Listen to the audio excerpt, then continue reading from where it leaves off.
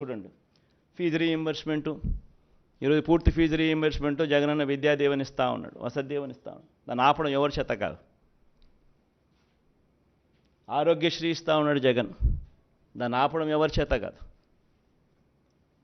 సంపూర్ణ పోషణం ఇస్తూ ఉన్నాడు, అంటే లాక్టేటింగ్ మదర్సు, ప్రెగ్నెంట్ మదర్సు, 6 ఏళ్ల దాకా ఉన్న పిల్లలకు సంబంధించిన సంపూర్ణ పోషణం ఆపడం ఎవరి చేత కాదు.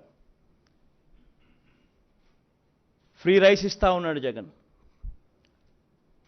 కేంద్రం ఇస్తూ ఉన్నది ఒక పర్సంటేజే, మిగిలింది రాష్ట్ర ప్రభుత్వం ఇస్తూ ఉంది. 1,48,00,000లో కేంద్రం అప్రాక్సిమేట్గా 90 లక్షలకి ఇస్తుంది, మిగతాన్ని మనం ఇస్తాం. అది కూడా మనం క్వాలిటీ పెంచి ఇస్తూ ఉన్న బియ్యం.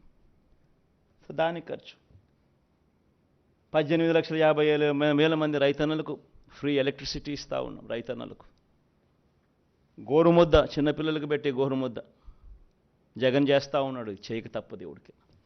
ఇటువంటి ఈ పథకాలకు మరో 29,100 కోట్లు ఏ ప్రభుత్వమైనా చేయక తప్పని ఖర్చు. రెండు కలిపితే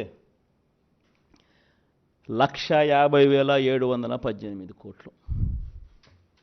నేను అడుగుతా ఉన్నా, జగన్ ఎంతో కష్టపడితే ఎప్పుడు జరగని విధంగా పాలన చూపిస్తే 70,000 కోట్ల రూపాయలు చాలా కష్టపడితే చేయగలుగుతా ఉన్నాడు.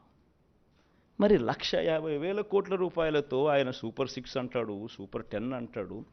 ఈ మాదిరిగా ప్రజలను అడ్డగోలుగా మళ్ళీ మోసం చేసేందుకు అడుగులు ముందుకు వేస్తూ ఉన్నారు అని అంటే ఇది సాధ్యమయ్యేదేనా?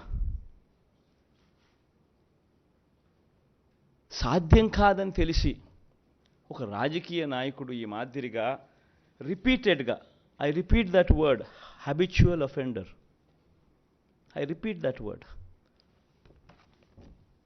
2014లో ముఖ్యమైన అంశాలంటూ ఈ మాదిరిగా సంతకం పెట్టి ఇంటింటికి పంపించి ముఖ్యమైన అంశాలంటూ మోసం చేసిన ఈ వ్యక్తి, ఇదే కూటమిలో ఉన్న ఇదే ముగ్గురి ఫోటోలు పెట్టి తన సంతకం పెట్టి మోసం చేసిన ఈ వ్యక్తి మళ్ళీ ఇదే హిస్టరీ రిపీట్స్ అన్నట్టుగా మళ్ళీ ఇదే,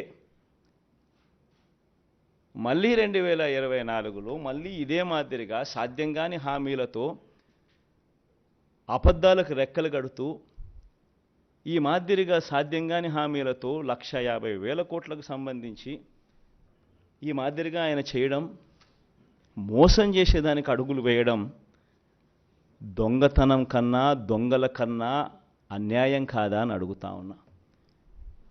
420 కాదా, చీటింగ్ కాదా అని అడుగుతా ఉన్నా.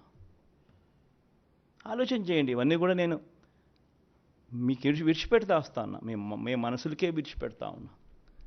ఒక రాజకీయ నాయకుడు అంటే ఎలా ఉండాలి? ఒక మాట చెప్తే ఆ మాట మీద తాను నిలబడతాడు అన్న నమ్మకం ఉండాలి. ఒక రాజకీయ నాయకుడు, ఏ కార్యకర్త అయినా పలాని రాజకీయ నాయకుడిని చూసినప్పుడు అదుగో ఆ రాజకీయ నాయకుడు మా నాయకుడు, అదుగో అతడే మా లీడర్, కాలర్ ఎగిరేసుకొని చెప్పాలి. కానీ ఈ మాదిరిగా చేస్తే కాలర్ ఎగిరేసుకొని చెప్పడం కదా దేవుడు ఎరుగు.